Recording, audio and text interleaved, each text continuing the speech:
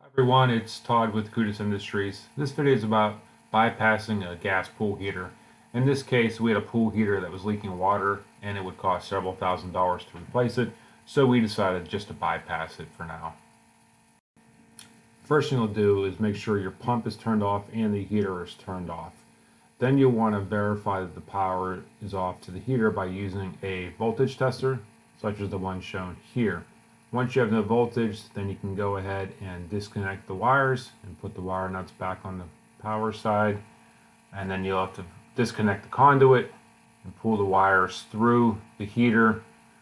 And then we'll move on to the gas line by making sure the gas valve is off. So you just turn that valve 90 degrees and you'll see it here. There's the off position, 90 degrees. Once it's off, then we'll uncouple the union on the gas line with 2 wrenches, one for a backup and the other one to turn the nut. Once that's loose, then you'll take that nipple off with a wrench on the gas valve so it doesn't turn. And you can see in this picture that gas nipple is removed. Once that gas line is disconnected, we'll disconnect the inlet and outlet water lines and then pull the heater out of the way.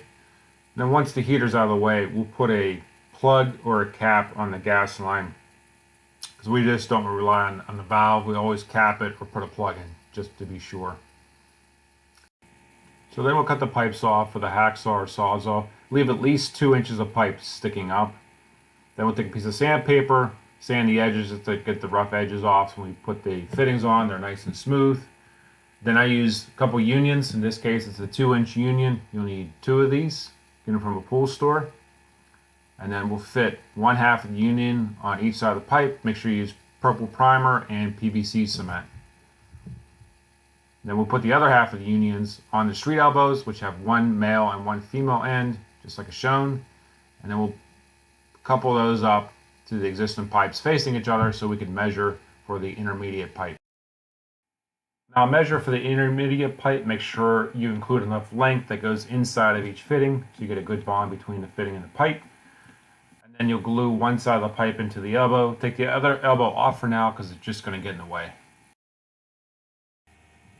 This next step you have to do pretty quickly. You have to glue the pipe and the elbow together and then line up your union and tighten a nut within a few seconds before the glue sets. Otherwise, the union will not seal and it'll leak. So you have to glue the pipe and elbow together, and then within a few seconds, align your union, tighten up the nut, and tighten it down pretty hard before the glue sets.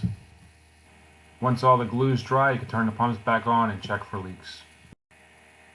Thanks for watching. Please let me know if you have any comments, like the video, and subscribe to the channel. Thanks again.